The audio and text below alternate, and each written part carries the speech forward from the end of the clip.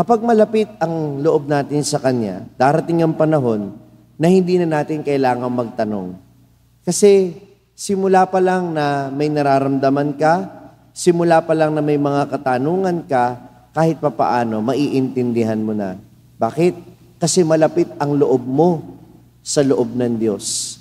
Kaya yung kalooban at karunungan niya, nakikita mo at nauunawaan mo kaagad.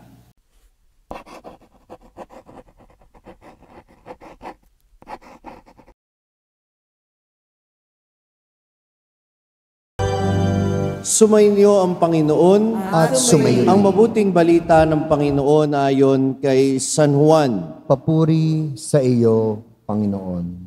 Noong panahong iyon, sinabi ni Jesus sa kanyang mga alagad, "Sinasabi ko sa inyo, tatangis kayo at magdadalamhati, ngunit magagalak ang sanlibutan. Matitigib kayo ng kalungkutan, subalit ito'y magiging kagalakan. Kapag naramdaman na ang isang babae, nagdaramdam na ang isang babaeng manganganak, siya'y nahahapi sapagkat dumating na ang oras ng kanyang paghihirap. Ngunit pagkapanganak, hindi na niya naaalala ang hirap. Siya'y nagagalak dahil sa ipinanganak na sa sanlibutan ng isang sanggol.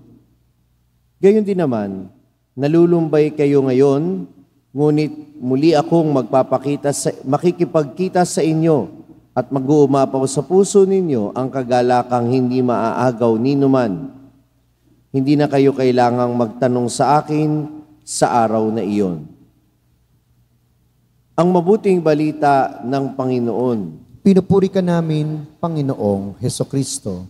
Magsiupo na pong lahat. Magandang umaga po sa inyong lahat. Magandang umaga naman po, Father Franz. Kahapon, pinagnilayan natin yung tungkol sa kalungkutan na kinikilala ng Diyos, yung katotohanan na may mga bagay na magpapalungkot sa atin at hindi masamang malungkot. Amen? Pero sinabi ko din, ang masama, yung gamitin mo yung kalungkutan para manipulahin mo yung ibang tao. At ngayon, ipinapakita naman sa atin ni Jesus, ano ang magiging dahilan ng ating kagalakan?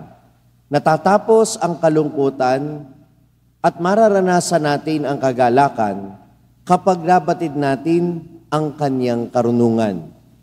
If we will know the wisdom of God, then we will have joy. Kasi kaya lang naman tayo nalulungkot kung minsan dahil hindi natin maintindihan yung mga bagay na nangyayari sa ating buhay. Kaya mahalaga na sa misa natin ngayon, narinig ninyo sa pambungad na panalangin kanina, kung napakinggan ninyong mabuti, ang ina-anticipate na natin ay yung pagdating ng Espiritu Santo sa araw ng Pentecostes. Ilang araw na lamang iyon mula ngayon. More than a week. At sa pagbaba ng Espiritu Santo, yun ang pangako sa atin ni Jesus na yung mga bagay na hindi natin maintindihan, mas mauunawaan natin. Kaya nga yun yung panghuling sinabi ng Panginoon sa Ebanghelyo natin ngayon. Hindi na kayo kailangang magtanong sa akin sa araw na yun. But more than the wisdom that the Spirit gives, that the Spirit will give us, bukod pa sa karunungang ibinibigay ng Espiritu Santo, ano pa ang naidudulot ng Espiritu Santo? Our closer relationship with the Lord. Yung mas malalim na ugnayan sa Panginoon. Dahil mas makikilala natin ng Diyos kung mas malapit ang ugnayan natin sa Kanya. O para mas maintindihan natin ganito, no? Tayong mga Pilipino mahilig sa pahiwatig. Di ba? Ano yung pahiwatig? Pag tinanong mo, kamusta ka? Sasabihin sa'yo, okay lang ako. Lahat naman sasabihin, okay lang siya. Pero, tingnan mo yung muka, tingnan mo yung pagkilos, malalaman mo kung yung sinasabi ba niya, totoo o hindi. Halimbawa, nandiyan ka pala, halika't kumain ka muna dito. Hindi, busog ako. Salamat. Totoo ba yon? Malamang sa malamang hindi. Nagpapapilit lang. Di ba?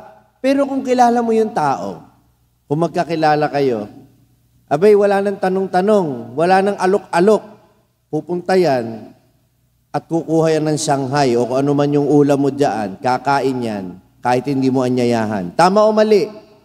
Kasi magkakilala na kayo eh. Hindi na kailangang magtanong, hindi na kinakailangan ng alukan. Ganun talaga yun. At yung mga mag-asawa, di ba? Kahit naman hindi kayo magkibuan, sa kilos pa lang, alam na ninyo kung ano ang gustong sabihin ng bawat isa. Tama o mali? Alam nyo kung gutom, alam nyo kung nabubwisit, alam ninyo kung masaya, alam ninyo sapagkat malapit ang ugnayan ninyo sa isa't isa.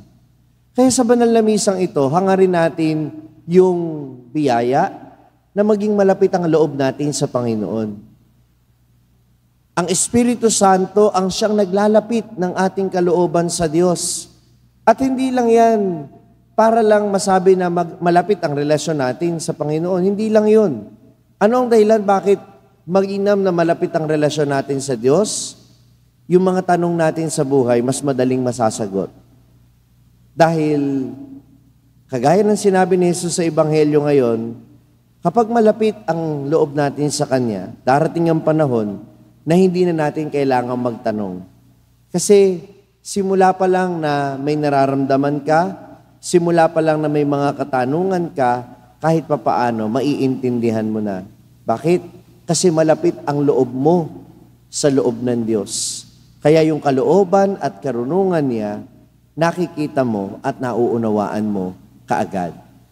Kaya sa araw na ito, ipagdasal natin, Panginoon, sana'y maging malapit ang loob ko sa iyo para yung mga kalungkutan na dulot ng aking mga pagkalito, ng aking mga agam-agam sa buhay, ay mawala upang ang kagalakan ko ay magmula sa pagkabatid ng iyong karunungan.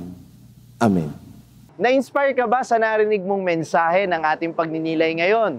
Abay, wag mong sarilinin yan. Ibahagi mo, ishare mo ang message ito sa iyong mga pamilya at mga kaibigan. Sabi nga namin dito sa SMS, share the message of salvation. At huwag mo kalimutan na mag-subscribe dito sa ating YouTube channel para manatili kang updated sa mga contents natin. At bisitahin din at i-like ang ating iba pang mga social media platforms sa TikTok, Facebook, at Instagram. Hanapin lamang ang Sa Madaling Sabi ni Father Franz Dizon. Mapapakinggan din po ninyo ang araw-araw kong pagninilay sa #1 Catholic meditation app sa mundo na ginagamit na ngayon ng 2 milyon mahigit na mga Pilipino sa buong mundo. Ito ang Hallow app. Kung ida-download ninyo ito ngayon ng libre, ay makaka-access pa kayo sa 10,000 plus contents nito sa loob ng 90 days. Gamitin lamang ang code na FRFRANZ o Father Franz. hallow.com/FRFRANZ. At sama-sama po tayong magpalalim ng ating pananampalataya at uulitin ko, ibahagi natin ito sa iba.